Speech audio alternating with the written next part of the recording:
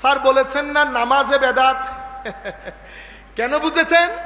950 বছর পর্যন্ত স্যার কোন ইমামের বুঝে আসে নাই। আপনি কি সালাউদ্দিন আইয়ুবীর চেয়ে বড় হয়ে গেছেন স্যার? যে জিনিস সালাউদ্দিন আইয়ুবীর বুঝে আসে নাই সেটা আপনার বুঝে এসে গেছে। আমি সালাউদ্দিন আইয়ুবী এক নামে বলে ফেলছি। যেটা সুলতান বাবরের বুঝে আসে নাই সেটা আপনার বুঝে এসেছে। আপনি আমাকে বলেন গত 900-1000 বছরে মুসলিম দুনিয়ার সেই কোন সিফা সালার আর্মি প্রধান যিনি মাযহাবকে বেদাত মনে করতেন, তরিকত তাসাউফকে বেদাত মনে করতেন? আমি আপনাকে স্মরণ করিয়ে দেই, সালাহুদ্দিন আইয়ুবী যেই সমস্ত সৈন্য অ্যাডভাইজার নিয়ে মুসলমান দুনিয়াকে আবার মসজিদে আকসা ফেরত দিয়েছেন, সেই উপদেষ্টা এবং সৈন্যদের ম্যাক্সিমাম হযরতে শেখ পীর মীর মহিউদ্দিন আব্দুল কাদের জিলানীর খলিফা এবং মুরিদিন ছিল।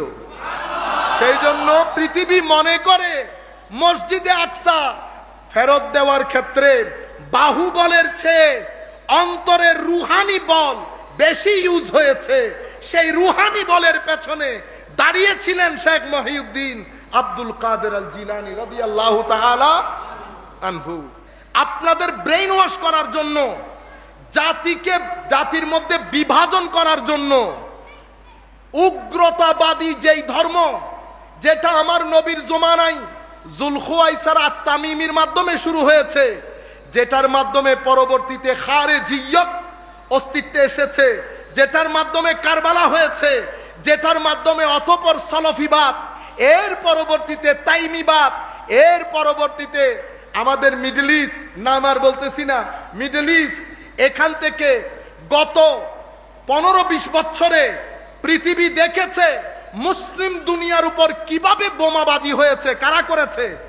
আজকে না আমেরিকা করতেছে, পাকিস্তানের বোমাবাজি, সিরিয়ার বোমাবাজি, ইয়েমেনের বোমাবাজি, এই যে সাইদ রমাদান বুতিকে হত্যা করা, নুরুল ইসলাম ফারুকীকে হত্যা করা, 2006 সনে বাংলাদেশের বিভিন্ন অঞ্চলে বোমাবাজি করা, এটা কারা করেছে? আমাদের ভাইয়েরা করেছে। বুঝে হোক, হোলি আর্টিজানের ঘটনা কে করেছে? স্যারকে বলছি, স্যার কি করলেন আপনি এই কাজ? সামান্য একটা কথা বলে আপনি হয়তো বুঝতেছেন না, আপনি যেই জায়গা থেকে কথা বলেছেন ওই জায়গা থেকে কথা বলে লাখো তরুণকে আপনি গোলামির দিকে ঠেলে দিয়েছেন। আপনাকে বিনয়ের সাথে অনুরোধ করব, বুখারী শরীফ খুলেন, কিতাবুল খাওয়ারেজ, খারেজিদের অধ্যায় পড়েন, ইসলামের ইতিহাসে খারেজিদের অধ্যায় পড়েন। কি হত্যাযোগ্য খারেজিরা করেছে সেই যুগ থেকে এই যুগ পর্যন্ত। আপনি একবারও চিন্তা করেন নাই নুরুল ইসলাম ফারুকীকে যেই ব্যক্তি হত্যা করেছে সেই ব্যক্তিও কিন্তু এই বেদাতের প্রবক্তা। সাইদ রমাদান বুতিকে সিরিয়াতে যারা হত্যা করেছে তারা এই বেদাতের প্রবক্তা। মুসলমান দেশে যারা যেখানে বোমাবাজি করেছে প্রত্যেক ব্যক্তি এই বেদাতের প্রবক্তা। তারা মনে করে আমরা মুসলমান না, আমরা মুসলমান না। তারা মনে করে আমি যেহেতু মিলাদ মাহফিল করি আমি মুসলমান না, বেদাতি। মাজারে যাই আমি বেদাতি, মিলাদুন্নবী করি বেদাতি, মাযহাব অনুসরণ করি বেদাতি। আপনি বেদাত মানি যেহেতু মুসলিম সমাজে বেদাত করছেন, সেই হেতু আপনাকে হত্যা করলে কোনো দোষের কোনো কিছুই নাই। এই মেসেজটা স্যার আপনি জাতিকে দিয়ে দিয়েছেন। আমি অনুরোধ করব আপনাকে, স্যার যদি সুযোগ হয় আপনারা আমাদেরকে ডাকতে পারেন, আপনারা অন্য ধরনের আলেমকেও ডাকেন, আমাদেরকে কথা বলার তো একটু সুযোগ দেন। কারণ আপনি যখন কোনো নির্দিষ্ট আয়াতকে নিজের মাইন্ডসেট অনুযায়ী পিক আপ করে ওই আন্দাজে ব্যাখ্যা বিশ্লেষণ করবেন, পৃথিবীর সব কিছু আপনাকে বেদাতি মনে হবে। আপনি ওই মুদ্রাটাকে অন্য পিক করে দেখেন। আমি ব্যাকগ্রাউন্ড বলার পরে দ্রুততার সাথে মূল টপিকে ঢুকে যায়। আমার সময়কালে সাহাবায়ে কেরামের প্রশ্নগুলো শরীয়ত সম্পর্কিত, এটা জায়েজ কিনা, এটা হালাল কিনা, ফরজ কিনা, ওয়াজিব কিনা, এই প্রশ্নগুলো ছিল শরীয়ত সম্পর্কে জানা। আমার নবীর যুগে সাহাবায়ে কেরাম বা অন্য কোনো ব্যক্তি কোনো প্রশ্ন করলে করেছেন রু কাকে বলে, প্রশ্ন করেছেন হুজুর মায়ের পেটে ছেলে মেয়ে, এটা কিভাবে হয়? ছেলে কখন হয়, মেয়ে কখন হয়? আসহাবে কাহাফ নিয়ে প্রশ্ন করেছে। আমার নবীর দরবারে যখনই কোনো প্রশ্ন আসতো আল্লাহ ওহী নাজিল করতেন। কেউ মুনাফিকি করে, বুদ্ধিমত্তার সাথে চালাকি করে আমার নবীর দরবারে আসলে আল্লাহ ওহী নাজিল করে দিতেন। কিছু মুনাফিক একসাথে হয়ে আমার নবীর অনুপস্থিতিতে তারা একটা মসজিদ করে ফেলেছে। আপনারা বিষয়গুলা খুব গভীরভাবে যারা যেখান থেকে বসে শুনছেন, আমি এই যে কথাগুলা বলছি এগুলা এমনিতে বলছি না, মসজিদ করে ফেলেছে। মসজিদে কি হয়? দ্বীনের তাবলীগ হয়, নামাজ দোয়া হয়। এই যে মসজিদ করেছে, কি কারণে করেছে? তারা যেই কারণে মসজিদগুলো করেছে আমার আল্লাহ ওহী নাজিল করে আমার নবীকে জানিয়ে দিয়েছে। কি কারণে করেছে? ইয়া রাসূলুল্লাহ ওয়াল্লাযীনা ইত্তাখাযু মাসজিদান দিরারান ওয়া কুফরান ওয়া তাফরীকান বাইনাল মুমিনিনা ওয়া ইরসাদান লিমান হারাবাল্লাহ ওয়া রাসূলা। হুজুর, এরা মসজিদ নির্মাণ করছে কি কারণে? কুফরান, এদের মেইন মকসদ উদ্দেশ্য হচ্ছে ইসলামের বিরুদ্ধের যেই আদর্শ কুফর, এটা প্রচার করা। ওয়া তাফরীকান বাইনাল মুমিনিন, মুসলমানদের ঐক্যের মধ্যে ফাটল ধরানো। একে এই কথা বুঝাই দিয়েছে, ওই কথা বুঝিয়ে দিয়েছে যাতে মুসলমানরা এক থাকতে না পারে। ওয়া ইরসাদান লিমান হারাবাল্লাহ ওয়া রাসূলা, যারা আল্লাহ এবং রাসূলের বিরুদ্ধে যুদ্ধ ঘোষণা করেছে, আল্লাহ এবং রাসূলের বিরুদ্ধে কাজ করে, তাদেরকে প্রমোট করা। তাহলে কয়টা উদ্দেশ্য? তিনটা। আমার আল্লাহ ইন লেটার এন্ড স্পিরিট আমার নবীকে জানিয়ে দিয়েছে। আমার নবী গিয়ে ওই মসজিদের সাথে যা করার দরকার করে দিয়েছে। এখন মসজিদ, আপনারা কি মনে করেন ওই মসজিদের কন্টিনিউয়েশন কি বন্ধ হয়ে গেছে? আমার আল্লাহ কিন্তু বলেন নাই যে হাবিব এরপরে এই ধরনের কোন মসজিদ জমিনে আর হবে না, এই কথা আমার আল্লাহ বলেন নাই। আমাদেরকে ইনডাইরেক্টলি একটা জিনিস জানানো হয়েছে যে মসজিদের মাধ্যমেও মুসলমানদের ঐক্যে ফাটল ধরানোর চেষ্টা কিয়ামত পর্যন্ত হবে। আপনারা এতটুকুন বুঝতে পেরেছেন? আমরা যেহেতু খুব সংক্ষিপ্ত আকারে এত বড় বিষয় ডিল করব, সবকিছু ডিটেইল আলাপ করা সম্ভব হবে না। আমাদের মাওলানা হাসান শরফুদ্দিনরা এখানে আছেন, আমাদের ছাত্ররা, তাদেরকেও বলছি বেটা এটা অতি এলমি খিতাব করা সম্ভব না। আমাকে ব্যালেন্স করতে হবে যেন সাধারণ মানুষ বুঝে। আর যিনি বলেছেন উনিও যেহেতু সাধারণ, উনি তো আলেম না। আমি এখন যদি বলি এটার মাহিয়াত, মাকসাদিয়াত, সাবাবিয়াত, এগুলা তো আর আমার ভাই বুঝবেন না, ইংরেজি বললেও বুঝবেন না। কেন? কারণ এগুলো একাডেমিক টার্ম। এখন একাডেমিক টার্ম বোঝানোর জন্য আপনি তো ওই সাবজেক্টের মানুষ হইতে হবে। এখন আমাদের ডক্টর জামিল বলে দিয়েছে 2-4টা মেডিকেল টার্ম, আমি এটা ডিকশনারি খুঁজলে হবে? ডিকশনারির মধ্যে ওই টার্ম তো পাওয়া যাবে না, মেডিকেল টার্মের কাছে যাইতে হবে। তো সেই জন্য আমি এটাকে একেবারে খুব বেশি হাইলি থটপূর্ণ আমি এটা বলতেছি, কারণ অনেক মানুষ দেখতেছে ঘরে বসে, ওনারা চিন্তা করবেন যে অনেক থটপূর্ণ বক্তব্য হবে, দেখি একটু নোট করেন। এই ঘটনা সেরকম না, আমি সাধারণ মানুষের জন্য আন্ডারস্ট্যান্ডেবল হয় ওই আন্দাজে কথাটা তুলে ধরতেছি। তাহলে এই মসজিদের কন্টিনিউয়েশন কিয়ামত পর্যন্ত থাকবে। এখন আমার নবী যতদিন ছিলেন, প্রশ্নগুলোর প্যাটার্ন ছিল শুধুমাত্র আমার নবীর কাছে ইসলাম জানতে চাইতেন সাহাবায়ে কেরাম। আর যখন কোনো গুরুত্বপূর্ণ প্রশ্ন করত আমার নবী আল্লাহ ওহী নাজিল করে দিতেন। আমার নবী দুনিয়া থেকে গেলেন, দুনিয়া থেকে যাওয়ার পরে সাহাবায়ে কেরাম, কিছু ফিতনা সাহাবায়ে কেরামের জমানায় শুরু হয়েছে। অতঃপর তাবেঈন, 2 শতাব্দী যাওয়ার পরে ইসলাম অনেক দেশে ছড়িয়ে পড়েছে। ধরেন ফ্রান্সে গিয়েছে, স্পেনে গিয়েছে, তুর্কিতে গিয়েছে, ইরানে এসেছে।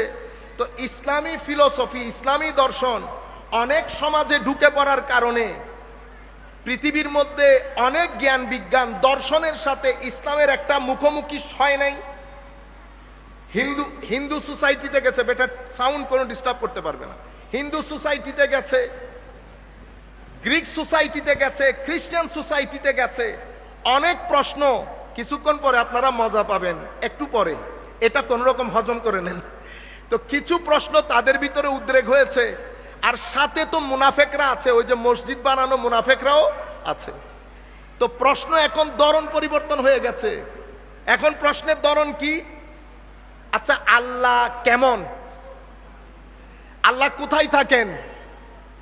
যেহেতু কোরআনের মধ্যে, হাদিসে পাকের মধ্যে আল্লাহর হাত, আল্লাহর মুখ, আল্লাহর পা, এই সমস্ত শব্দগুলো এসেছে, এগুলাকে টেনে টুনে বাতিল আকীদার লোক, বিভিন্ন দর্শনের লোক, মুনাফেক লোক, তারা এগুলা টেনে টুনে মুসলিম সোসাইটির মধ্যে ঢুকানো শুরু করেছে। আল্লাহর হাত আছে, আল্লাহর শরীর আছে, আল্লাহ উঠে, আল্লাহ বসে। আপনারা বুঝতে পেরেছেন? এই আস্তে আস্তে ঢুকা শুরু করেছে। প্রশ্নগুলো মুসলমান উলামায়ে কেরামের কাছে আসতেছে। আপনারা বুঝতে পারতেছেন? এরপরে আচ্ছা, তকদির, আমি যে চুরি করব, এটা আল্লাহর তৌফিক না হলে তো আমি চুরি করতে পারতাম না। তাইলে বোঝা যাচ্ছে, হ্যাঁ, চোররে বলো চুরি করো, গৃহস্থরে বলে ধরো ধরো, এটা মুসলমান আকীদা না। কিন্তু আপনারা গানে গানে বলতেছেন সেটা। ঠিক আছে, এটার মূল বিষয় হচ্ছে আমাদেরকে আল্লাহ কিছু কাজ করার জন্য বাধ্য করেন। হযরতে ফারুকে আজমের কাছে এক ব্যক্তি এসে, যেহেতু সে চুরি করেছে, তাকে শাস্তি দেওয়া হবে, সে বলতেছে চুরি আমি করলেও আল্লাহ যদি আমাকে তৌফিক না দিত চুরি করার, আমি তো চুরি করতে পারতাম না। দেখছেন, প্রশ্নের ধরন পরিবর্তন হয়ে যাচ্ছে কদরের উপর। তখন ফারুক আজমের জমানা, প্রশ্ন কেউ সাহসও করে না, মায়ের দাঙ্গা হাঙ্গামার কারণে, পিটানির কারণে। কিন্তু একটা পর্যায়ে গিয়ে প্রশ্নগুলো আস্তে আস্তে সোসাইটির মধ্যে মানুষের আকীদাকে দূষিত করা শুরু করেছে। আপনারা বুঝতে পেরেছেন? এর পরবর্তীতে আগের প্রশ্ন, জান্নাতে যাবে কেমনে, জাহান্নাম থেকে বাঁচবে কেমনে, ইয়া রাসূলুল্লাহ নামাজের ফরজ বলেন, ইয়া রাসূলুল্লাহ দ্বীনের ফরজ বলেন, আমার নবী এটা করেছেন। প্রশ্ন সিম্পল ছিল। এরপরে প্রশ্নের ধরন পরিবর্তন হতে শুরু করেছে। এর পরবর্তীতে আপনি চিন্তা করে দেখেন, ইসলামের মধ্যে কিছু কিছু দল ফিতনা শুরু হয়ে গেছে। হযরতে উসমান গনির জামানায়, আবু বকর সিদ্দিকের জামানা রাদিয়াল্লাহু তাআলা আনহুর জামানা থেকে কেউ যাকাত দেবে না, কেউ দিন ছেড়ে দিচ্ছে। উসমান গনির জামানা, এগুলো মুসলমান সোসাইটির মধ্যে হচ্ছে, মুসলমান সোসাইটির মধ্যে। উসমান গনি রাদিয়াল্লাহু তাআলা আনহুর জামানার মধ্যে একটা গ্রুপ উদ্ভব হয়েছে, খারেজি। খারে নিজেদের বলতো উসমানী, নিজেদেরকে কি বলতো? উসমানী, মানে আমরা হযরত উসমানের দল। কিন্তু আসলে সেরকম না, উদ্দেশ্য ফিতনা সৃষ্টি করা। হযরত আলী রাদিয়াল্লাহু তাআলা আনহুর সময় যুদ্ধ হয়েছে খারেজিদের সাথে। হযরত আলী রাদিয়াল্লাহু তাআলা আনহুর সময় হযরত আমিরে মুআবিয়া রাদিয়াল্লাহু তাআলা আনহুর সম্মুখে যুদ্ধ হয়েছে। সেই যুদ্ধ থেকে কিছু মুনাফিক কিছু বেনিফিট নিয়েছে। এভাবে অনেক ধরনের ফিতনা। আমি ফিতনার দিকে যাচ্ছি না, প্রশ্নগুলার কথা বলতেছি। তখন খারেজিরা বলল যে কবিরা গুনাহ করলে মুমিন থাকা যায় না। দেখছেন, প্রশ্নগুলার কারণে এখন এর পরবর্তীতে হযরতে ইমামে আজম আসলেন, আবু হানিফা রাদিয়াল্লাহু তাআলা আনহু। ইমামে আজমের পরে ইমামে আজম আকীদার কিতাব লিখলেন। কারণ কি? কারণ ওই যে বাতিল আকীদা যারা পোষণ করতেছে, ধরেন আমি বলতেছি খারেজি, তারা কিন্তু নিজেদেরকে খারেজি বলছে না, তারা বলছে তারা তাওহীদবাদী। কি বাদী? আসহাবুত তাওহীদ ওয়াল ইতিদাল। তারা হচ্ছে ইসলামের তাওহীদবাদী এবং মডারেট সংগঠন। এখন মডারেট সংগঠন যখন কোন সমাজের মধ্যে গিয়ে বলতেছে যে তুমি কবিরা গুনাহ করিও না, কবিরা গুনাহ করলে তুমি কাফের হয়ে যাবা। বুঝতে পেরেছেন? হযরত আলী কাফের হয়ে গেছে, নাউজুবিল্লাহ বলেন। তো এই যে সোসাইটির মধ্যে যখন প্রশ্নগুলা ঢুকে দিচ্ছে, আজকে প্রশ্নগুলা জেনে আপনারা যেমন হানাফি মাযহাব ছেড়ে দিচ্ছেন, নামাজের রংডং পরিবর্তন করে ফেলেছেন, একই ঘটনা, একই ঘটনা। এখন এই ধরনের প্রশ্ন আসতে আসতে হযরতে ইমামে আজম আবু হানিফা দেখলেন এটা যদি এভাবে ছেড়ে দেওয়া হয় তাইলে তো উম্মতে মুসলিমা আকীদার ক্ষেত্রে খালাল পয়দা হবে। এখানে আমানতু বিল্লাহ, আল্লাহ, কোন ইখতিলাফ আছে? নাই। কিন্তু এই আল্লাহ সম্পর্কে তৃতীয় শতাব্দীতে প্রশ্ন আসতেছে, আল্লাহ শরীর, আল্লাহর কি আছে? শরীর আছে। ষষ্ঠ শতাব্দীতে এক ব্যক্তি বলতেছে আমি যেমন সোফা থেকে উঠি আল্লাহ উঠে বলে। ব্যাকগ্রাউন্ড গুলা বলতেছি আপনাদেরকে, আপনারা বুঝতেছেন? তাইলে এই প্রশ্নগুলো আল্লাহ রাব্বুল আলামিন ওয়া মালাইকাতিহি ওয়া কুতুবিহি ওয়া রুসুলিহি, যেমন নবী রাসূল সম্পর্কে প্রশ্ন এসেছে, নবী রাসূল গুনাহ করে, কারণ আদম আলাইহিস সালাম ফল খেয়ে ফেলেছে। তো উম্মতে মুসলিমার ভিতরে যখন ঢুকিয়ে দিচ্ছে যে নবী রাসূল গুনাহ করে, তো নবী রাসূল গুনাহ করলে তরুণ প্রজন্মের ছেলেরা মনে করবে তাহলে তো আমাদের মতো, আমরা যেমন গুনাহ করি তারও গুনাহ করে। এটা অনেক খতরনাক না? মানে নবী রাসূলের ইনকার হচ্ছে না, কিন্তু কিছু আকীদা ভিতরে ঢুকিয়ে দেওয়া হচ্ছে। গুনাহ করে কেমনে করে? কোরআনে পাকে এসেছে। কেমনে কোরআনে পাকে এসেছে? কেন আদম আলাইহিস সালাম এই গন্ধুম ফল খেয়ে ফেলেছে না, আল্লাহ তো নিষেধ করেছেন। আপনারা বুঝতে পারতেছেন জিনিসগুলো? এই আন্দাজে মূল বিশ্বাসের মধ্যে সমস্যা হয় নাই, কিন্তু এই ধরনের কিছু বাতেল আকীদা উম্মতে মুসলিমার মধ্যে ঢুকে দিয়ে নবী রাসূলের সাথে উম্মতের যে রুহানি কানেকশন সেটার গ্রিপকে লুজ করা হয়েছে। এতটুকুনের মধ্যে আপনারা বুঝতেছেন এইভাবে অসংখ্য আকীদা। এর পরবর্তীতে তাকদীরের নিয়ে অনেক প্রশ্ন হয়েছে। এর পরবর্তীতে আমি ইনসান হিসেবে, মানুষ হিসেবে আমি কি, আমার কর্মের স্বাধীনতা আছে কিনা? মানে আমি যে চুরি করেছি এটাকে আমি আমার ইচ্ছাই করেছি না আল্লাহর ইচ্ছাই করেছি? বলেন তো দেখি। আমার ইচ্ছাই করেছি, কিন্তু এখানে কথা এসেছে যে আল্লাহর হুকুম বাদে আপনি তো কিছু করতে পারেন না, তাইলে আপনার ইচ্ছা আপনি কিভাবে করবেন? এই অসভ্য প্রশ্নগুলো, যেগুলো বাহ্যিকভাবে দেখতে যৌক্তিক মনে হয়, বিতর্কত কোনো রুট নাই। এহেন পরিস্থিতিতে ইমামে আজম মনে করেছেন না এই সময় যদি কলম না ধরি উম্মতে মুসলিমার আকীদার মধ্যে খালাল পয়দা হবে। কিতাব লিখেছেন আল ফিকহুল আকবার, আল ফিকহুল আকবার। এর পরবর্তীতে ইমামে আজমের এই কিতাবকে উম্মতে মুসলিমার কাছে আরো পরিষ্কার করে দিয়েছেন ওনার নাতি ছাত্র হযরতে ইমাম তাহাবী। আকীদার কিতাব লিখেছেন। কোন আকীদার কিতাব? মুসলিম আকীদার কিতাব, মুসলমানদের আকীদার কিতাব, যেটা আমার নবী সাহাবায়ে কেরামকে শিখিয়েছেন, সাহাবায়ে কেরাম তাবেঈনকে শিখিয়েছেন। এতটুকুন বুঝতে পেরেছেন? অতঃপর এর পরবর্তীতে দুই ব্যক্তি এসেছেন ইত্তাবসরে মুসলমানদের দেশে দেশে কোরআনের তাফসীর, হাদিসের কিতাব সংকলন লেখা শুরু হয়ে গেছে। অতঃপর আল্লাহ বাগদাদের জমিনে এক ব্যক্তিকে পাঠিয়েছেন, তার নাম ইমাম আবুল হাসান আল আশআরী রাদিয়াল্লাহু তাআলা আনহু। আর উজবেকিস্তান তাশকন্দের ওই বেল্টের মধ্যে আমার আল্লাহ পাঠালেন ইমাম আবু মনসুর আল মাতুরিদি রাদিয়াল্লাহু তাআলা আনহু। ইনারা 250 থেকে 350 হিজরির মাঝখানের লোক। কখন বলেন? 250 থেকে 350 হিজরির মাঝখানের লোক। ওনারা ইনি বাগদাদের জমিনে, উনি উজবেকিস্তান তাশকন্দের ওই বেল্টে কারো সাথে কারো দেখা হয় নাই। একজনকে স্বপ্ন যুগে বলেছেন, আবুল হাসান তুমি আমার সুন্নতের খেদমত করো। একদিন দেখেছে, 2 দিন দেখেছে, তৃতীয় দিন আমার আল্লাহ সিনা যখন খুলে দিয়েছেন, ইমাম আবুল হাসান আশআরী ইতোপূর্বে মুসলমানদের মধ্যে একটা ফিরকা ছিল, ফেরকা মুতাজিলা। তারা অনেক ইন্টেলেকচুয়াল ছিল, সমাজের মধ্যে যারা জ্ঞানী শ্রেণী তারা ওই ফেরকাকে পছন্দ করত, ওই ফেরকাকে পছন্দ করত। ইমাম আশআরী ইন্টেলেকচুয়াল হওয়ার কারণে উনিও ওই ফেরকাকে পছন্দ করতেন। স্বপ্ন যুগে আমার নবীর ইশারা পেয়ে বাগদাদের মসজিদে, জামে মসজিদের মধ্যে পাঞ্জাবি খুলে সবাইকে পরিচয় করিয়ে দিয়েছে, বলে দিয়েছে আজকের পর থেকে আবুল হাসান আর আবুল আলা জুব্বাই তথা ওই তখনকার যুগের যারা মুতাজিলা শিক্ষক ছিলেন, আমি তাদের সাথে, তোমাদের সাথে আর নাই। আমি সেই দিন প্রচার করব যেই দিন আমার নবী সাহাবায়ে কেরামকে শিখিয়ে গেছেন, সেই আবুল হাসান আশআরী। অতঃপর উম্মতের আকীদা, উম্মতের আকীদা আমি আপনাদেরকে বলি উসুল। আমরা যখন বলবো উসুলে ঈমান, আপনারা হয়তো একটু শক্ত লাগতে পারে, একটু হজম করে নেন কোন রকম, কতক্ষণ পরে মজা পাবেন।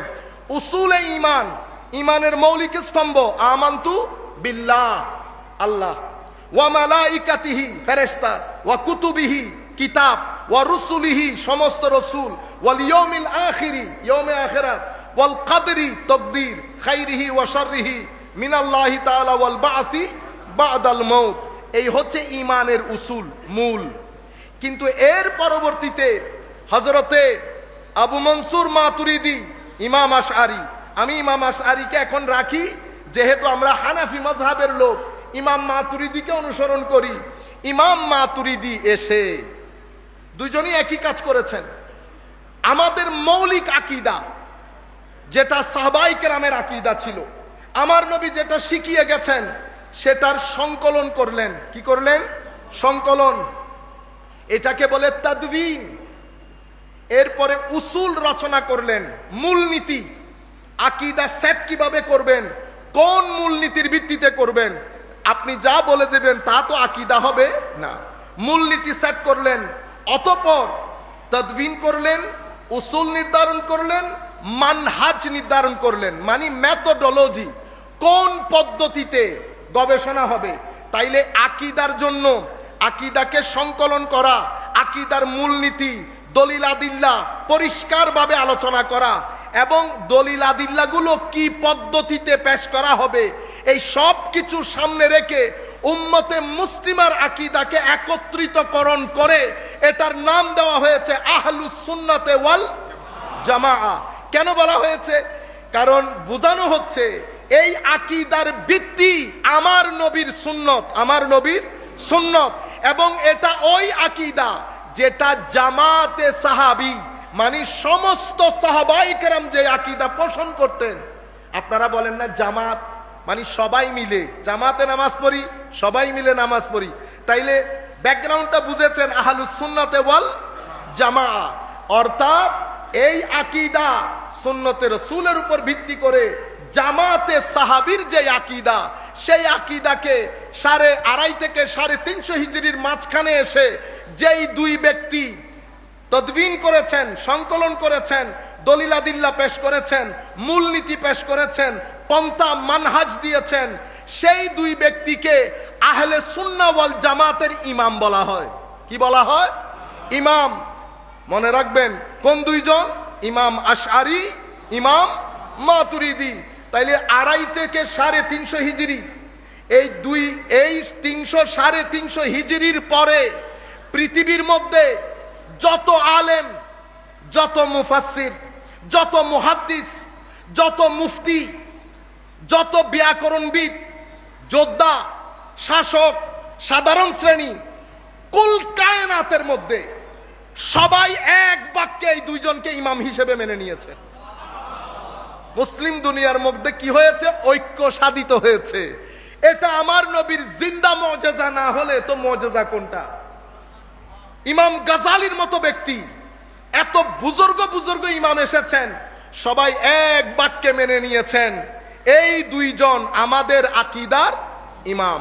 যারাই বলেছেন পরবর্তীতে এসে, ইবনে হাজার আসকালানি হোক, বদরুদ্দিন আইনি হোক, গাজালি হোক, রাজি হোক, বাকিল্লানি হোক, বাজদবি হোক, আবুল মাইন নাসফি হোক, আবুল বারাকাত নাসফি হোক, যেই কোনো ব্যক্তি হোক, এর পরবর্তীতে আসা মহিউদ্দিন আব্দুল কাদের জিলানী হোক, কাশফুল মাহজুবের ইমাম হাজবেরি হোক, রাসালা কুশাইরি আর ইমাম কুশাইরি হোক, কুতুল কুলুবের লেখক হোক, মানাজিলুস সাইনিনের লেখক হোক, আওয়ারিফুল মারিফের লেখক হোক, অতঃপর আপনি তফসিরের কিতাবের মধ্যে গেলে তাবারি হোক, ইবনে কাসির হোক, বাগাবি হোক, রাজি হোক, কুরতাবি হোক, আপনি তফসিরের লাইনে হাঁটেন, হাদিসের লাইনে হাঁটেন, একেবারে 6 কিতাবের 6 জন, অতঃপর তার পূর্বে যারা মুসনাদ লিখেছেন, মুসান্নাফ লিখেছেন, সমস্ত মুহাদ্দিসিন, সমস্ত ফুকাহা, সমস্ত মুফাসসিরিন, এমনকি ব্যাকরণের জ্ঞানবিদ যারা আছেন, সাধারণ মুসলমানদের মধ্যে সালাহুদ্দিন আইয়ুবী বলেন, আস্তে আস্তে এই যুগের মধ্যে ইন্ডিয়া যারা শাসন করেছেন, সালাত জঙ্গি থেকে শুরু করে প্রত্যেক ব্যক্তি আকীদার ক্ষেত্রে এই দুইজনকে ইমাম হিসেবে মেনে নিয়েছেন। মুসলিম দুনিয়ার মধ্যে ঐক্য সাধিত হয়েছে।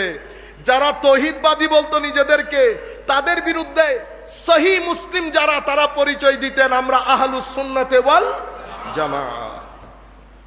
আরো যদি আপনাদেরকে বলি, এখন আপনি বলতে পারেন, যদি এক প্রশ্ন কেউ করে, এই আহলুস সুন্নাতে ওয়াল জামাআ এই পরিভাষা শুরু হয়েছে কখন? এটা শুরু হয়েছে 250 থেকে 300 হিজরির মাঝখানে, বরং আরো আগে। এই আহলুস সুন্নাহ ওয়াল জামাতের এই যে টার্ম, এটা শুরু হয়েছে কখন? এটা আজকের না, ইন্ডিয়ার না, পাকিস্তানের না, এটা তো উম্মতে মুসলিমার টার্ম। 2 থেকে 300 হিজরির মাঝখানে। এখন জিনিস মনে থাকে না বিদায় সালগুলো বলতে পারতেছি না, কিন্তু 2 থেকে 300 হিজরি বরং আরো আগের এই আহলুস সুন্নাত ওয়াল জামাত টার্ম কেন দেওয়া হতো? সহি মুসলিম বোঝার জন্য, সহি মুসলমান বোঝার জন্য। এখন কেউ যদি জিজ্ঞেস করে আহলুস সুন্নাত ওয়াল জামাত, আমি স্যারের প্রতি যদি কোনোভাবে আমাদের যে ভাইয়েরা যেখান থেকে বসে আমাদের এই বক্তব্য শুনছেন, আমরা যেন সকালবেলা উঠে দেখি এই বক্তব্য এমন ভাবে ভাইরাল হয়েছে, এটা যেই কোনো ভাবে যেন আমাদের ভাইদের কানে পৌঁছে, ভাইদের কানে পৌঁছে। প্রত্যেক ব্যক্তি নিজ নিজ অবস্থান থেকে এই দায়িত্ব পালন করবেন। আচ্ছা, এর পরবর্তীতে আল্লাহুম্মা সাল্লি আলা সাইয়্যিদিনা মুহাম্মাদিন বারিক ওয়া সাল্লিম। তাইলে আহলুস সুন্নাহ ওয়াল জামাত কারা, কিভাবে বুঝবেন? Very simple. আকীদার ক্ষেত্রে যদি এই দুইজনের কোনো একজন হয় ইমাম, আকীদার ক্ষেত্রে এই দুইজনের কোনো একজন হতে হবে। মাযহাবের ক্ষেত্রে 4 মাযহাবের যে কোনো একটা হতে হবে। আমি বেটা এটা এলমি ভাবে বলছি না, উলামায়ে কেরামকে বলতেছি। যদি এলমি ভাবে বলি সেটা আরেক ধরনের হবে, ওনারা অতক্ষণ ধৈর্য ধারণ করতে পারবেন না। আমি যদি ইত্তেজাহাত হিসেবে উম্মতে মুসলিমা উলামায়ে কেরাম একাডেমিশিয়া যেভাবে ক্যাটাগরাইজ করে, আমি সেভাবে বলছি না, ইনাদের বুঝার জন্য বলছি। তাহলে আকীদার ক্ষেত্রে 2 ইমামের যে কোনো একজন ইমাম। আর ফুরুয়াত মানি নামাজ যেভাবে পড়ি, এগুলার ক্ষেত্রে যে কোনো একটা মাযহাব, হয় মালিকি, হয় হানাফি, নয় মালিকি, নয় শাফিঈ, নয় হাম্বলি।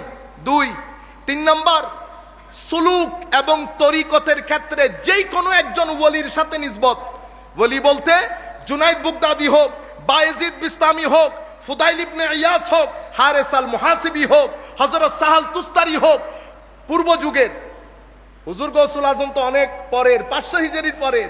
আমি এখন যাদের নাম নিয়েছি তাদের মধ্যে অনেকেই তাবেউত তাবেঈ, আর অনেকের পিঠ তাবেউত তাবেঈর সাথে লাগানো। শাকিক বলখি ইমামে আজমের ছাত্র, শাকিক বলখি ইমামে আজমের ছাত্র। ইমামে আজমকে যদি তাবেঈ ধরি, শাকিক বলখি তাবেউত তাবেঈ। হযরত হাতেম আল আসম শাকিক বলখির ছাত্র, তাহলে হযরত হাতেম আল শাকিক বলখি যদি তাবেউত তাবেঈ হয়, হযরতে হাতেম আল আসমের পিঠ কোথায় লাগানো আছে? তাবেউত তাবেঈর পিঠের সাথে লাগানো আছে। ইনারা তো প্রথম যুগের আল্লাহর ওয়ালি। আমাদেরকে বোঝানো হয়েছে তরিকত তাসাউফ শুধুমাত্র এখানে বাংলাদেশ, ইন্ডিয়া, পাকিস্তান, সেরকম না আমার ভাই, সেরকম না। যেই কোনো একজন আল্লাহর ওয়ালির সাথে নিসবত। আহলুস সুন্নাহ ওয়াল জামাত কারা? উম্মতে মুসলিমা 85 to 90% গত 1200 বছর আজকের দিন পর্যন্ত, সেটা স্যারের প্রতি বিনয়ের সাথে অনুরোধ, বর্তমানে পৃথিবীতে যেটাকে the best seating of knowledge ধরা হয়, জ্ঞানের সবচেয়ে উঁচু মানের জায়গা আল আজহার বিশ্ববিদ্যালয়। স্যারকে অনুরোধ করব সেই বিশ্ববিদ্যালয়ের প্রফেসরদের বক্তব্য নিতে, অতঃপর সিরিয়াতে যাইতে।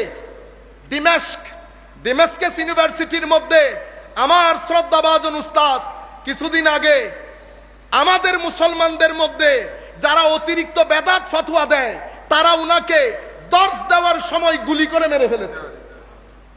দর্স দেওয়ার সময় স্যারকে বলছি, স্যার যারা অতিরিক্ত বেদাতের ফতোয়া দেয়, তারা হযরতে যুগের গাজালি যাকে বলা হতো, শেখ সাঈদ রমাদান আল বুতিকে দর্স দেওয়াকালীন, এই যে আমি এখন দর্স দিচ্ছি, এই দর্স দেওয়াকালীন গুলি করে মেরে ফেলেছে।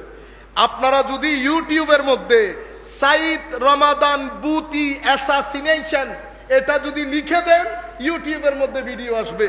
মেরে ফেলা হয়েছে যাকে যুগের গাজালি বলা হতো। ইমাম মুহাবা জুহাইলি থেকে শুরু করে জমানার বুজুর্গ আলেম এখনো পর্যন্ত আছে। অতঃপর ইয়েমেনে আসবেন, ইয়েমেনের মধ্যে গ্রেট সিটিং অফ নলেজ। অতঃপর ফিলিস্তিনে যাবেন, অতঃপর সৌদি আরবেও আসবেন। সৌদি আরবও স্যার সিটিং অফ নলেজ আছে।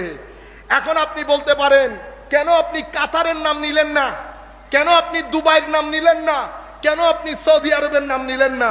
স্যারের প্রতি অনুরোধ করব, কারণ আমার নবী, আমি যে ভূখণ্ডগুলোর নাম ধরেছি এগুলার জন্য আমার নবী দোয়া করে গেছেন। আমার নবী দোয়া করে গেছেন, কি বলেছেন? আল্লাহুম্মা বারিক লানা ফি শামেনা, আল্লাহুম্মা বারিক লানা ফি ইয়ামানিনা। মাওলা, আমার শামকে বরকত দান করো, আল্লাহ আমার ইয়েমেনকে বরকত দান করো। উপস্থিত এক সাহাবী বলেছেন, আফি নাজদিনা ইয়া রাসূলুল্লাহ, হুজুর আমার নজদের জন্য দোয়া করেন। আমার নবী নজদের জন্য দোয়া করে নাই, বরং বলেছেন এখান থেকে শয়তানের শিং উঠবে, শয়তানের শিং। তাহলে সেই যুগ থেকে গত 1100 বছর অথবা 1000 বছর, আরো কম করে দেন, 900 বছর উম্মতের সাধারণ শ্রেণী, উলামা শ্রেণী আজকের দিন পর্যন্ত শাসক থেকে শুরু করে সিফাসালার থেকে শুরু করে সবাই এক বাক্যে আকীদার ক্ষেত্রে 2 ইমামের 1 ইমাম, মাযহাবের ক্ষেত্রে 4 মাযহাবের 1 মাযহাব, তরিক সুলুকের ক্ষেত্রে যে কোনো একজন আল্লাহর ওলি, এই 3 জনকে কেন্দ্র করে, 3টা গ্রাউন্ডকে কেন্দ্র করে গত 900, 950, 1000 বছর পর্যন্ত উম্মতের পরিচয় ছিল মুসলিম উম্মাহ, আর আরেকটা পরিচয় আহলুস সুন্নাতে ওয়াল জামাআ। কেন? আমরা খারেজি না, আমরা রাফেজি না, আমরা শিয়া না, আমরা জাবরিয়া না, কাদরিয়া না, মুতাজিলা না, যত বাতিল আকীদা নিজেদেরকে মডারেট বলতো, তৌহিদপন্থী বলতো, তাদের বাইরে উম্মতের মেইন আইডেন্টিটিক্যাল নাম হয়ে গেছে আহলুস সুন্নাতে ওয়াল। এটার মাধ্যমে মুসলিম ঐক্য সাধিত হয়েছে, যার কারণে 1200 বছর পর্যন্ত মুসলিম উম্মাহ অর্ধ পৃথিবী শাসন করেছে। সেই অর্ধ পৃথিবীর মধ্যে স্পেন ছিল। কি ছিল? স্পেন ছিল। স্পেন থেকে সিন্ধু প্রদেশ পর্যন্ত মুসলিম উম্মাহ কখনো মদিনার জমিনে বসে, কখনো বাগদাদের জমিনে বসে, কখনো তুর্কির জমিনে বসে শাসন করেছে। উম্মতে মুসলিমার ঐক্যবদ্ধ নাম ছিল আহলুস সুন্নাতে ওয়াল জামাআহ। বুঝে গেছেন এতটুকুন? এখন আসেন ভাঙ্গন। এখন কি ভাঙ্গন? এখন মুসলিম উম্মার কোর্ট থেকে এই বলটা সরে গিয়ে ওয়েস্টার্ন কান্ট্রি কোর্টে চলে গেছে।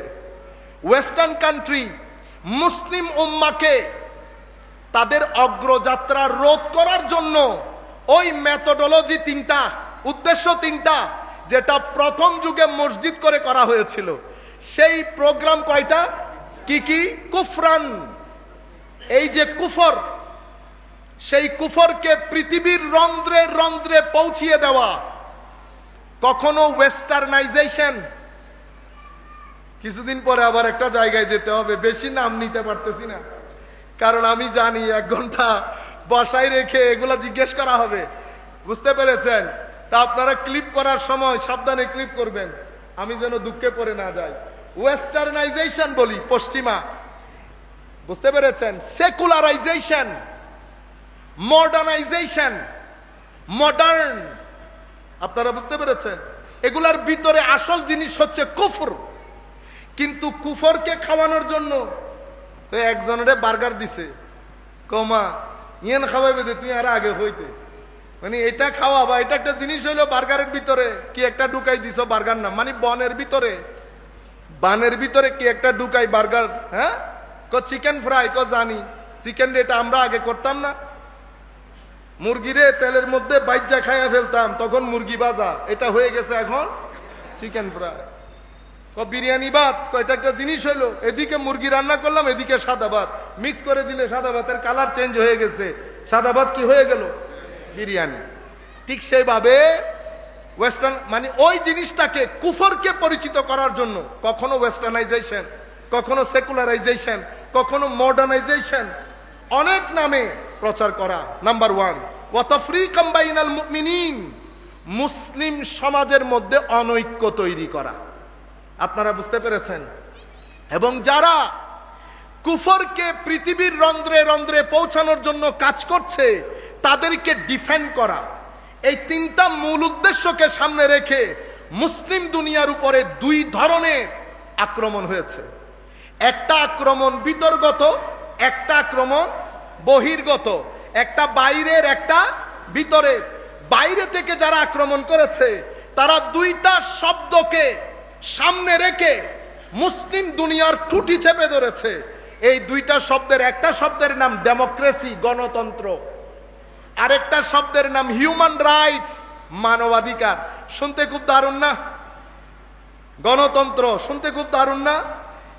সরকারকে উঠাইতেছে গণতন্ত্রের নামে, বসাইতেছেও গণতন্ত্রের নামে, ফিলিস্তিনকে মেরে কেটে একাকার করে দিচ্ছে মানবাধিকারের নামে। তাহলে আপনারা বুঝতে পারতেছেন তো, আমি ডিটেইলসে বলতে পারতেছি না ওই ঘটনার কারণে, কিছুদিন পরে যেতে হবে। এতটুকুন বুঝে নেন, গণতন্ত্র এবং মানবাধিকার এই দুইটা হচ্ছে মূল শব্দ। আর বিতর্কতভাবে যারা মুসলিম দুনিয়ার অনৈক্য সৃষ্টির পেছনে মুসলমান হিসেবে আমাদের ভাই যারা কাজ করছে, তাদেরকে দুটি শব্দ দেওয়া হয়েছে। একটা শব্দের নাম শিরক, আর একটা শব্দের নাম বেদাত। আপনারা বুঝতে পেরেছেন? ক্ষণে ক্ষণে মুসলমানকে মুশরিক বলা, যে কোনো কাজকে বেদাত বলা। রবিউল আউয়াল বেদাত, শবে বরাত বেদাত, ইসালে সবাব বেদাত, লাইলাতুল মেরাজ বেদাত, তারাবি পড়া বেদাত, 20 রাকাত তারাবি বেদাত। মুসলিম দুনিয়া গত 700-800-900 বছর পর্যন্ত যেই কাজগুলা করে আসতেছে, প্রত্যেক শব্দের মূলে, যেটার মাধ্যমে মুসলমানের ঐক্য রচনা হয়েছে, সেটার মূলে আঘাত করে অনৈক্য তৈরি করা, অনৈক্য তৈরি করা। এটার জন্য দুটি শব্দ মুসলমান তরুণ প্রজন্মের কানে কানে পৌঁছিয়ে দিতে গত 2016 সাল পর্যন্ত, গত 70 বছরে মুসলিম দুনিয়ার উপরে 65,000 কোটি টাকা খরচ হয়েছে। কয় কোটি? এর চেয়েও বেশি, কম হবে? আপনারা বুঝতে পেরেছেন? অনরব এত তাড়াতাড়ি অধৈর্য হলে হইতো না। আমি এখনো সূচনা বক্তব্যে আছি, মূল বক্তব্যে যাই নাই। ধৈর্য ধারণ করতে হবে। বহুত বড় জিহাদ, বহু বড়। আমার যতটুকুন স্বভাব, আপনাদের স্বভাব তারও বেশি, আপনাদের স্বভাব তারও বেশি। তাইলে কয়টি শব্দ মুখস্থ করে ফেলতে হবে? একটা হচ্ছে ডেমোক্রেসি, গণতন্ত্র, আর একটা হচ্ছে হিউম্যান রাইটস, মানবাধিকার। এদিকে শিরক এবং বেদাত। এই বেদাত বলে বলে মুসলিম উম্মার তরুণ প্রজন্মের কানে পৌঁছানো হয়েছে। মুসলিম সমাজ বেদাতে ভরে গেছে। সেটা আমার স্যার যে নতুন বলেছেন তা না, স্যার অনেক দিনের কথাকে নিজের মুখে প্রচার করেছেন, জাতির সামনে তুলে ধরা হয়েছে। কারণ উন্নত বিশ্ব চাচ্ছে পৃথিবী যেন গডলেস হোক। তো গডলেস দুনিয়া বানানোর জন্য তরুণ প্রজন্মকে মাজার বিমুখ করা। কি বিমুখ করা? মাজার বিমুখ। মাজারের জিয়ারতে দোষ নাই, এটা আমরা বলতেছি না। সংস্কার দরকার, সংস্কার হবে। আপনারা বুঝতে পেরেছেন? সংস্কার হবে, কিন্তু মাজার বিমুখ করা, মাজার পূজা, মাজার পূজা, মাজার পূজা। আমাদের ভাইদের মাধ্যমে ভাইদেরকে জিজ্ঞেস করতে ইচ্ছে করে, ভাই মুসলমান দুনিয়ার মানুষ ভাত পায় না, চাইল পায় না, ডাল পায় না। কেউ আওয়ামী লীগ করে, কেউ বিএনপি করে, কেউ জাতীয় পার্টি করে, সাদাবাজি করেও খাইতে পারতেছে না, কারণ টাকা নাই পকেটে। কিন্তু আমার ভাইদের কাছে এত টাকা। আওয়ামী লীগ, বিএনপি, জাতীয় পার্টি আরো কি কি আছে না, কিছু রাখতেছে। এই কমিউনিটি সেন্টার মোড় থেকে কর্নেলহাট যাওয়া পর্যন্ত রাস্তা আছে বাকি। উভয় পাশে কি? উভয় পাশে সব ব্যান না? সেই ব্যান আমরা সবাই দেখতেছি না? কখনো আমাদের আওয়ামী লীগের বাইরে খেয়েছে, এখন আল্লাহ পাক জানে কারা খাইতেছে। হ্যাঁ, রেসিডেন্সিয়াল এরিয়াতে গার্মেন্টস হয়। রেসিডেন্সিয়াল এরিয়াতে, আমি জানি আপনাদের খারাপ লাগবে, আমার একটা সমস্যা হচ্ছে, আমার ভয় লাগে না। আপনারা বুঝতে পারতেছেন? রেসিডেন্সিয়াল এরিয়াতে গার্মেন্টস হয়। আপনি না শহরে থাকেন, আমি শহরে থাকি না, আমি এই দেশে থাকি, এলাকায় থাকি। আপনার দাফনটা কিন্তু ঠিকই আমাদের কবরস্থানে এসে করবেন, আপনার মসজিদের কবরস্থানে। রেসিডেন্সিয়াল এরিয়াতে কেমনে গার্মেন্টস হয়? গার্মেন্টস করে কাট্টলি এলাকার মতো একটা আজিম এলাকাকে বরবাদ করে রেখে দিয়েছে। সব জায়গায় রাজনীতিকরণ। সেই কারণে মনে শান্তি, লাখ টাকা, মনে শান্তি নাই। তো বলতেছি, আমাদের ভাইয়েরা এই 2-4 টাকা তুলে খাইতে পারতেছে না, কিন্তু আমাদের ভাইয়েরা ওমা মেডিকেল, ব্যাংক করতে করতে এখন আমার স্বাভাবিক একটা ছোট ছেলেরও তো প্রশ্ন জাগবে, হুজুর মুসলমানরা গরিব, আপনারা এত পয়সা লাগে কেন? কেউ না কেউ তো দিয়েছে। কে দিয়েছে? কেন দিয়েছে, কি কারণে দিয়েছে? আপনারা বুঝতে পেরেছেন? বেদাত এবং শিরকের এই দুইটা প্রোডাক্ট আপনাদেরকে বুঝে আপনাদের ব্রেইন ওয়াশ করার জন্য, জাতির মধ্যে বিভাজন করার জন্য, উগ্রতাবাদী যেই ধর্ম যেটা আমার নবীর জমানায় যুলখুয়াইসার আত-তামিমির মাধ্যমে শুরু হয়েছে, যেটার মাধ্যমে পরবর্তীতে খারেজিয়ত অস্তিত্বে এসেছে, যেটার মাধ্যমে কারবালা হয়েছে, যেটার মাধ্যমে অতঃপর সলফিবাদ, এর পরবর্তীতে তাইমিবাদ, এর পরবর্তীতে আমাদের মিডল ইস্ট, নাম আর বলতেছি না, মিডল ইস্ট, এখান থেকে গত 15-20 বছরে পৃথিবী দেখেছে মুসলিম দুনিয়ার উপর কিভাবে বোমাবাজি হয়েছে। কারা করেছে? আজকে না আমেরিকা করতেছে, পাকিস্তানের বোমাবাজি, সিরিয়ার বোমাবাজি, ইয়েমেনের বোমাবাজি, এই যে সাইদ রমাদান বুতিকে হত্যা করা, নুরুল ইসলাম ফারুকিকে হত্যা করা, 2006 সনে বাংলাদেশের বিভিন্ন অঞ্চলে বোমাবাজি করা, এটা কারা করেছে? আমাদের ভাইয়েরা করেছে। বুঝে হোক, হোলি আর্টিজানের ঘটনা কে করেছে? স্যারকে বলছি, স্যার কি করলেন আপনি এই কাজ? সামান্য একটা কথা বলে আপনি হয়তো বুঝতেছেন না, আপনি যেই জায়গা থেকে কথা বলেছেন ওই জায়গা থেকে কথা বলে লাখো তরুণকে আপনি গোরামির দিকে ঠেলে দিয়েছেন। আপনাকে বিনয়ের সাথে অনুরোধ করব, বুখারী শরীফ খুলেন, কিতাবুল খাওয়ারেজ, খারেজিদের অধ্যায় পড়েন, ইসলামের ইতিহাসে খারেজিদের অধ্যায় পড়েন, কি হত্যাযোগ্য খারেজিরা করেছে সেই যুগ থেকে এই যুগ পর্যন্ত। আপনি একবারও চিন্তা করেন নাই নুরুল ইসলাম ফারুকিকে যেই ব্যক্তি হত্যা করেছে সেই ব্যক্তিও কিন্তু এই বেদাতের প্রবক্তা। সাইদ রমাদান বুতিকে সিরিয়াতে যারা হত্যা করেছে তারা এই বেদাতের প্রবক্তা। মুসলমান দেশে যারা যেখানে বোমাবাজি করেছে প্রত্যেক ব্যক্তি এই বেদাতের প্রবক্তা। তারা মনে করে আমরা মুসলমান না, আমরা মুসলমান না। তারা মনে করে আমি যেহেতু মিলাদ মাহফিল করি আমি মুসলমান না, বেদাতি।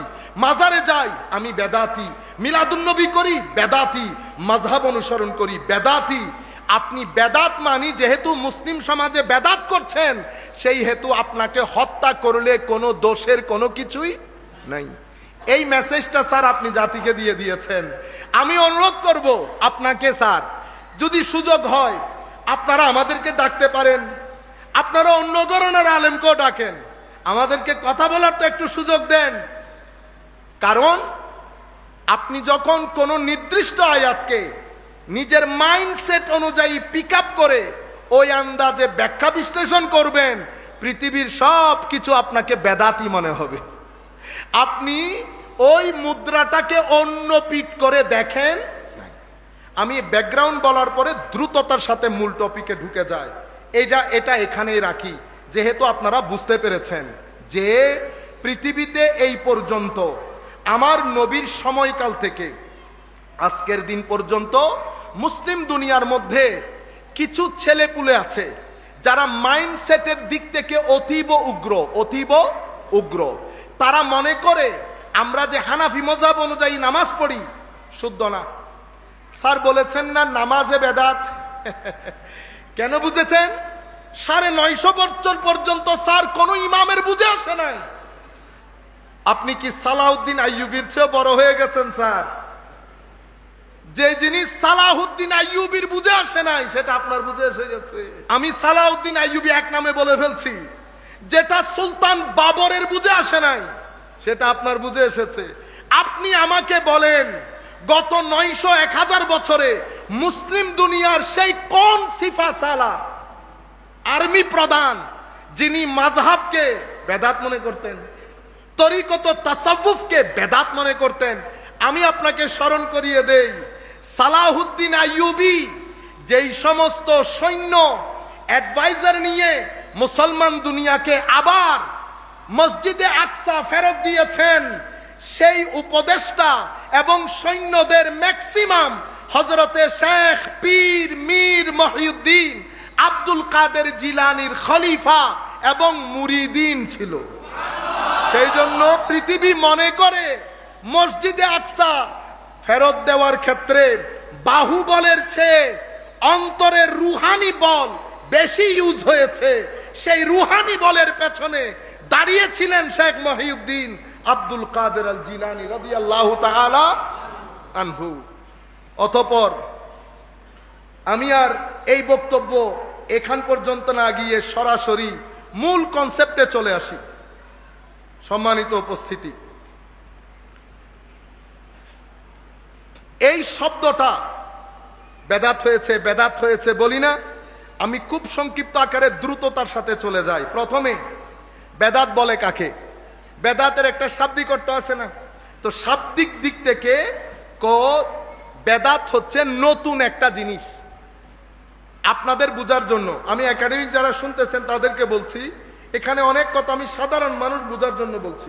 মূল বক্তব্যটা এমন কাজ যেটা এখন হচ্ছে, আগে কখনো হয় আলা গাইরি মিসালিন সাবেক, এর মেসাল আগে পাওয়া যায় না। এই ক্ষেত্রে আল্লাহ রাব্বুল আলামিন নিজেকে বলেছেন বাদিউস সামাওয়াতি ওয়াল আরদ। তাইলে বাদিউস সামাওয়াতি ওয়াল আরদ, আল্লাহ এই বাদিউ বাদা, বেদাতের যেটা মূল শব্দ বাদিউরও একই মূল শব্দ। তাইলে বেদাত বলতেই কন্ডেমড না, যদি অ্যাপ্লিকেশন গলত হয় তখন কন্ডেম। বাদিউস সামাওয়াতি ওয়াল আরদ মানি আল্লাহ রাব্বুল আলামিন যিনি আসমান জমিনকে পূর্বের কোনো মেসাল বাদে, কোনো এক্সাম্পল বাদে, কোনো প্যাটার্ন বাদে যিনি না থেকে হ্যাঁ করেছেন তাকে বলা হয় বাদি। আর উর্দুর মধ্যে বলা হলে, আমি তার অত উর্দু জানি না, গ্রামাটিক্যাল ভুল হবে, বেদাত করনেওয়ালা।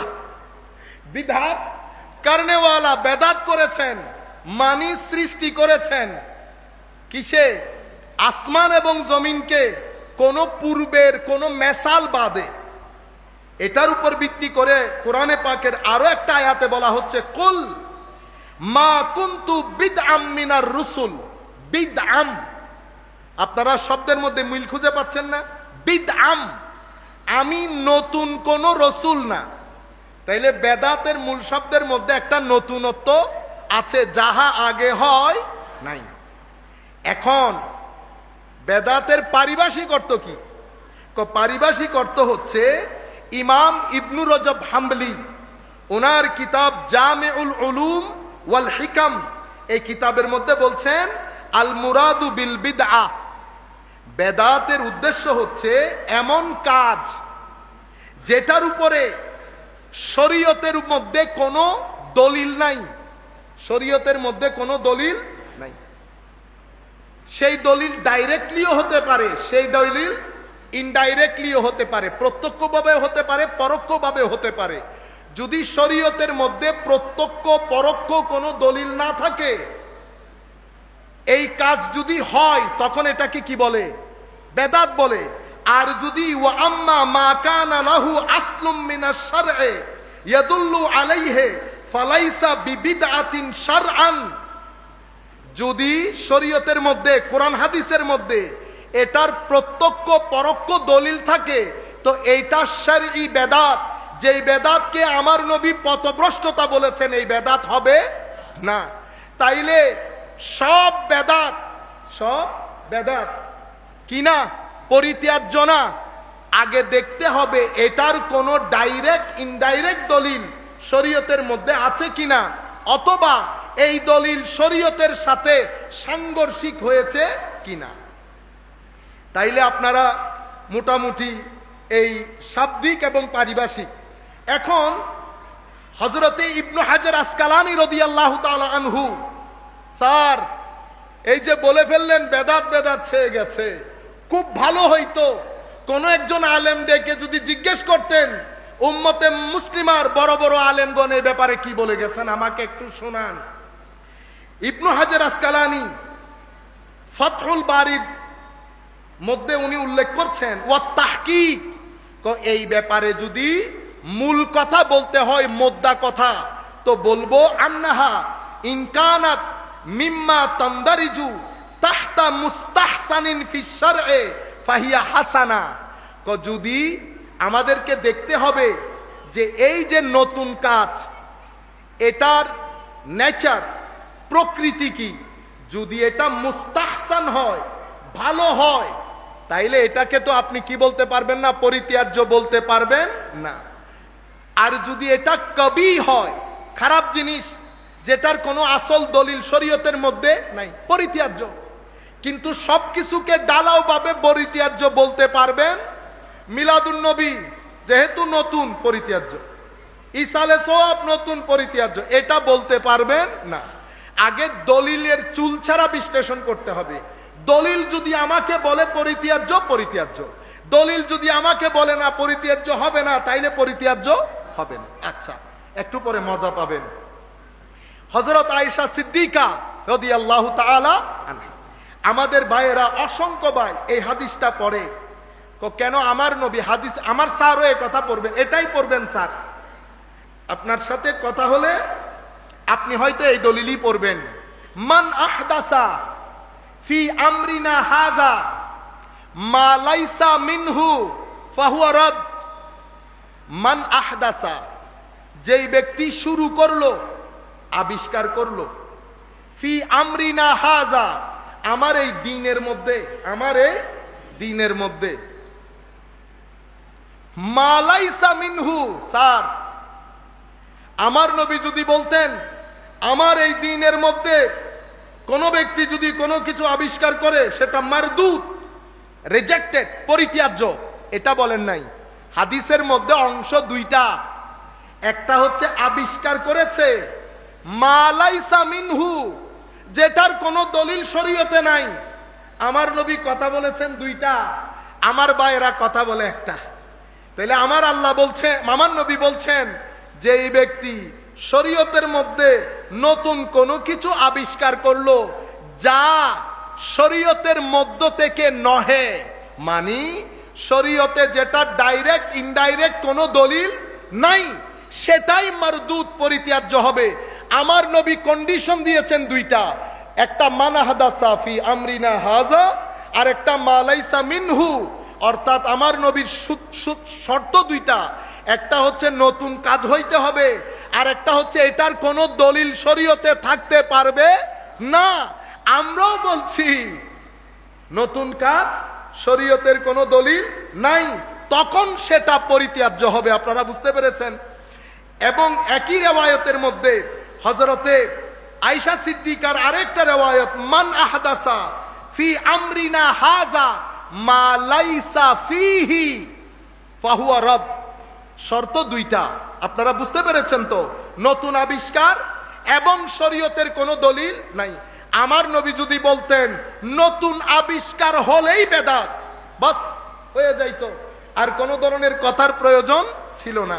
আমি একটা একটা করে দিয়ে যাই, আপনারা যেন ক্লিপ বানাইতে সুযোগ সহজ হয়। এখন আমার নবী সাল্লাল্লাহু আলাইহি ওয়াসাল্লাম, তাইলে নতুন কাজ পরিত্যাজ্য কখন হবে? ভেরি সিম্পল, কাজ নতুন। ঈদে মিলাদুন নবী আপনি যদি বলেন সাহাবায়ে কেরাম করেন নাই, আমরা করছি, আমরা পরে আসব, তাইলে আমি চেক কিভাবে করব? প্রথমে শরীয়তে এটার কোনো দলিল থাকতে পারবে না। উলামায়ে কেরাম যখন ওয়াজ করেন, আগে কোরআনের আয়াত বলেন না, কোরআনের আয়াত পড়েন, তাইলে দলিল না থাকলে আয়াত পাইল কোথায়? সেই দলিল ডাইরেক্ট হতে পারে, সেই দলিল ইনডাইরেক্ট হতে পারে। তাইলে বেদাত পরিত্যাজ্য হবে যদি সেটার উপরে কোনো ডাইরেক্ট বা ইনডাইরেক্ট দলিল না থাকে। আমি 3 সেন্টেন্সে বলবো, আপনারা দয়া করে মুখস্থ করে ফেলবেন। পথভ্রষ্টতা হবে যদি সেটার উপরে শরীয়তের ডাইরেক্ট, ইনডাইরেক্ট, প্রত্যক্ষ, পরোক্ষ কোনো দলিল না থাকে। 2, যদি সেটা শরীয়তের কোনো উসুল, কোনো মূলনীতির সাথে সাংঘর্ষিক হয়। 2, 3 নাম্বার, কেউ যদি এই বেদাতকে ফরজ হিসেবে পালন করে, যারা পালন করে না তাদেরকে কাফের মনে করে, তাহলে সেই বেদাত পরিত্যাজ্য। কয়টা বলেছি? 3টা। একদম সহজ না, মুখস্থ করে ফেলেন। যেটা কোনো প্রত্যক্ষ পরোক্ষ দলিল কোরআন সুন্নাহর মধ্যে নাই, যেটা শরীয়তের মূলনীতির সাথে কন্ট্রাডিক্টরি, সাংঘর্ষিক। 3, যেটা মানুষ ফরজ মনে করে পালন করে, যারা পালন করে না তাদেরকে কাফের মনে করে, সেটা হলে সেই বেদাত কি হবে? পরিত্যাজ্য হবে। সম্মানিত উপস্থিতি, এখন আসেন স্যার, আমার স্যার কুল্লু বিদাতিন দালালা করেছে, কিন্তু এই কথা আমার নবী কোন হাদিসে বলেছে? আজকের দিন পর্যন্ত আমি কোন হুজুরকে এই পুরা হাদিস পড়তে শুনি? আপনারা শুনেছেন? স্যার আজকে দয়া করে আমাদের এই বক্তব্য যাওয়া গেলে আপনার প্রতি অনুরোধ থাকবে, আপনি পুরা হাদিসটা গুগল থেকে বের করে যদি পড়েন, দুধ কা দুধ পানি কা পানি হয়ে যাবে, কাউকে আর জিজ্ঞেস করতে হবে না। আসেন আমরা পুরা হাদিস পড়ি। এই হাদিস আবু দাউদ শরীফে এসেছে, তিরমিজি শরীফে এসেছে, ইবনু মাজাহ শরীফে এসেছে। কি বলেছে? হযরতে ইরবাজ বিন সারিয়া রাদিয়াল্লাহু তাআলা আনহু সাল্লা বিনা রাসূলুল্লাহ সাল্লাল্লাহু আলাইহি ওয়াসাল্লাম যাতা ইয়াউমিন, আমার নবী আমাদের সাথে একদিন নামাজ আদায় করলেন। সুম্মা আকবালা আলাইনা, নামাজ আদায় করে আমাদের দিকে মুখ করে বসলেন। ফাওয়াযানা মাউইযা বালিগা, এমন ওয়াজ করলেন আমার নবী, জারিফাত মিনহাল উয়ুন, সাহাবায়ে কেরামের চোখ টল টল করে পানি পড়ছে, সিনা ভেঙে যাচ্ছে। আমাদের মধ্যে প্রত্যেক ব্যক্তি বুঝতে পারলো হয়তো আমার নবী দুনিয়া থেকে চলে যাবেন। সাহাবায়ে কেরামের সিনা ভেঙে গেছে, সাহাবায়ে কেরাম বেদনায় বিচ্ছেদে প্রত্যেকের চোখ পানি, অজর ধারায় চোখ দিয়ে পানি পড়ছে। সাহাবায়ে কেরাম বলছেন মনে হচ্ছিল এটা আমার নবীর জিন্দেগিতে শেষ ওয়াজ হচ্ছে। তখন আমার নবী বললেন, তখন এক ব্যক্তি, ফাকালা কাইলুন, এক সাহাবী উঠে বললেন, ইয়া রাসূলুল্লাহ সাল্লাল্লাহু আলাইহি ওয়াসাল্লাম কাআন্না হাযিহি মাউইযা, হুজুর দেখতে তো মনে হচ্ছে এটা আপনার জীবনের শেষ ওয়াজ, হুজুর আমাদেরকে কিছু নসিহত করেন। এটা বলার পরে ফকাল, আমার নবী বলছেন, উসিকুম বিতাকওয়াল্লাহ ওয়াসসাম ওয়াত্তাআ, হে আমার সাহাবায়ে কেরাম, যেখানে থাকো, যে অবস্থায় থাকো, তোমাদেরকে আমি তাকওয়ার নসিহত করছি। সব সময় তাকওয়া পরহেজগারি নিয়ে চলবে, অর্থাৎ যাহা আল্লাহ আল্লাহ রাসূল নিষেধ করেছেন তা থেকে বেঁচে থাকবে, যাহা করতে বলেছেন করবে। এবং আপনি দেখেন, আপনি এই হাদিসের মাধ্যমে আমার নবীর ইশারা আপনি ইজিলি বুঝে যাবেন কোন কনটেক্সটের ভিত্তিতে আমার নবী এই হাদিস বলেছেন। আমার নবী বলেছে ওয়াসসাম ওয়াত্তাআ ওয়া ইন আবদান হাবশিয়া, যদি কোন হাবশি গোলামও তোমাদের খলিফা নিযুক্ত হয়, তোমাদের শাসক নিযুক্ত হয়, খবরদার বিদ্রোহ করবা না, সব সময় আনুগত্য বজায় রাখবা। আপনি দেখতেছেন আমার নবী হাদিসটাকে কোন দিকে নিয়ে যাচ্ছেন? নসিহত করতে বলেছেন, আমার নবী তাকওয়ার নসিহত করলেন, শাসকের প্রতি আনুগত্যের নসিহত করলেন, বলেছেন কোন হাবশি গোলামও যদি শাসক হয় খবরদার বিদ্রোহ করবে না। এরপরে আমা ফাইন্নাহু মাইয়াইশ মিনকুম বাদি ফাসায়ারা ইখতিলাফান কাসীরা, কারণ তোমাদের মধ্যে, কি বলছেন? তোমাদের মধ্যে যারা আমার পরে বেঁচে থাকবে, কাদেরকে বলছেন? সাহাবায়ে কেরামকে। তোমাদের মধ্যে যারা আমার পরে বেঁচে থাকবে তারা অনেক ইখতিলাফ দেখতে পাবে। কি দেখতে পাবে? অনেক ইখতিলাফ। ফাআলাইকুম বিসুন্নতি, ওই ইখতিলাফ মত পার্থক্যপূর্ণ পরিস্থিতিতে তোমরা আমার পদ্ধতি, আমার সুন্নাহ এবং আমার খুলাফায়ে রাশেদার পদ্ধতি, সুন্নাহকে আঁকড়ে ধরবে। খবরদার, ওয়া সুন্নাতিল খুলাফাইল মাহদিয়িন আর রাশিদিন তামাসসাকু বিহা, এবং অর্থাৎ শক্ত করে ধরবে, এখান থেকে বিচ্যুত হবে না।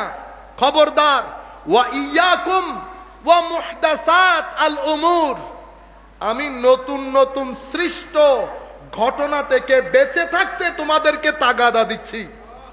নতুন নতুন সৃষ্ট ঘটনা থেকে বেঁচে থাকতে তোমাদেরকে তাগাদা দিচ্ছি। ফাইন্না কুল্লা মুহদাসাতিন বিদআ, মনে রাখবা প্রত্যেক নতুন ঘটনা বেদাত হবে। ওয়া কুল্লু বিদআতিন দালালা, এবং সমস্ত বেদাত পথভ্রষ্টতার দিকে নিয়ে যাবে। আপনারা বলেন তো আমার নবী এখানে কি বুঝাতে চেয়েছেন? শাসকের কথা এসেছে, বলেছে তোমরা আমার পরে থাকলে অনেক ইখতিলাফ হবে, অনেক ইখতিলাফ হবে। ওই ইখতিলাফপূর্ণ পরিস্থিতিতে শাসকের প্রতি আনুগত্য বজায় রাখবে, আমার সুন্নাহ, আমার নিয়ম, আমার খুলাফায়ে রাশেদার নিয়ম সুন্নাহ আঁকড়ে ধরবে।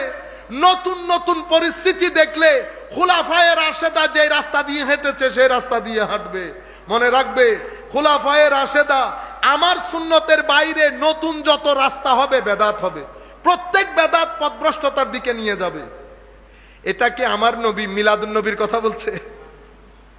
এটা হাদিস পড়লে এবং আমার নবীর পরবর্তীতে পরিস্থিতিগুলা পড়লে একটা পাগলও বুঝতে পারবে হাদিসের মধ্যে আমার নবী ইশারা কি দিয়েছেন। আমার নবীর পরে সাহাবায়ে কেরাম, ওই সময়কাল, পরবর্তী সময়কাল, উসমানে গনির সময়কাল, হযরত আলীর সময়কাল, আমি আপনাদেরকে একটা একটা করে দুই একটা বললে আপনারা বুঝতে পারবেন। আমার নবী দুনিয়া থেকে গিয়েছেন, আবু বকর সিদ্দিক তশরিফ আনলেন। আবু বকর সিদ্দিকের সময় এই মুসলমানদের মধ্যে কয়জন নবী দাবি করেছে? আপনারা একজনকে চিনেন, আরো অনেকজনকে চিনেন না। আসওয়াদ আনসা নবী দাবি করেছে, আমার নবী বলেছেন না? মুসাইলামাতুল কাজ্জাব নবী দাবি করেছে, তুলাইহাল আসাদি নবী দাবি করেছে।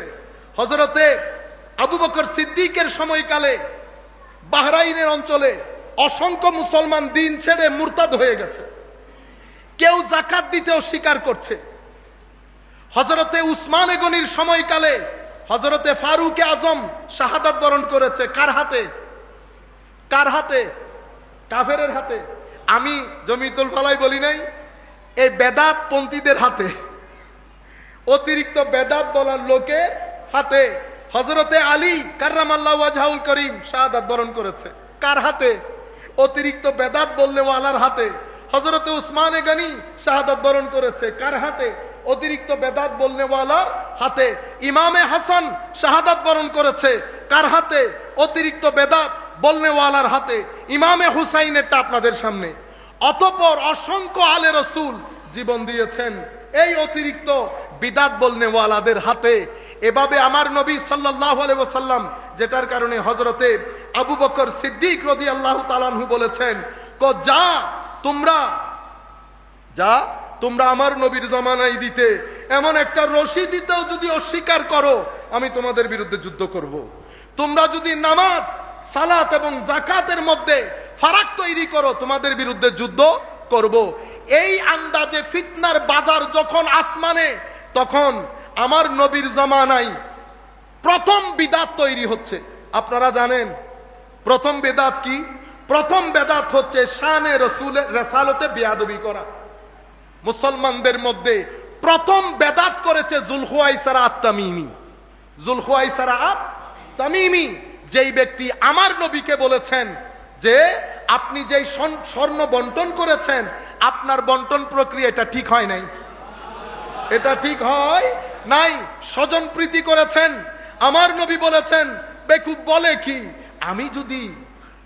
আমি যদি আদালত প্রতিষ্ঠা না করি, আমি স্বজন প্রীতি করলে জামানার মধ্যে ন্যায় বিচারের কথা কে বলবে?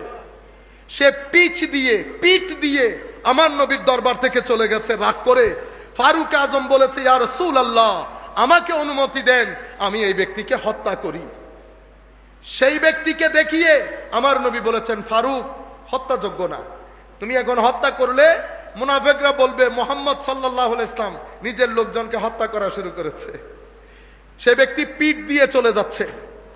আমার নবী বলেছেন, এই ব্যক্তির উদর থেকে কিছু মানুষ আসবে, তাদের আশা বন্ধ হবে না, কিয়ামত পর্যন্ত আসবে।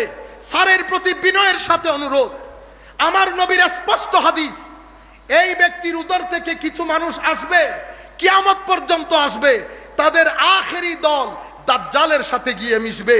তারা আমার উম্মতকে হত্যা করবে, কাফেরকে ছেড়ে দিবে, মুখের কথা মিষ্টি হবে, অন্তর নেকড়ে বাঘের মতো হবে। নামাজ, তাসবিহ, তাহলিল, রোজা, যাকাত, মুসলমান সাহাবায়ে কেরামকে বলতেছেন তোমাদের চেয়েও বেশি হবে, তোমাদের চেয়েও বেশি হবে। কোরআনের তিলাওয়াত এমন ভাবে করবে মনে হবে কোরআন তাদের জন্য, তারা কোরআনের জন্য, অথচ কোরআন তাদের বিপক্ষে সাক্ষী দেবে। তারা কোরআন এমন ভাবে পড়বে জবান ভিজা থাকবে, এত সত্ত্বেও দিন থেকে বের হয়ে কতটুকুন যাবে? তো যেভাবে তীর ধনুক থেকে ছেড়ে দিলে যেভাবে তীর ফেরত আসে না, অনেক দূরে চলে যায়, সেভাবে দিন থেকে তারা খারিজ হয়ে যাবে।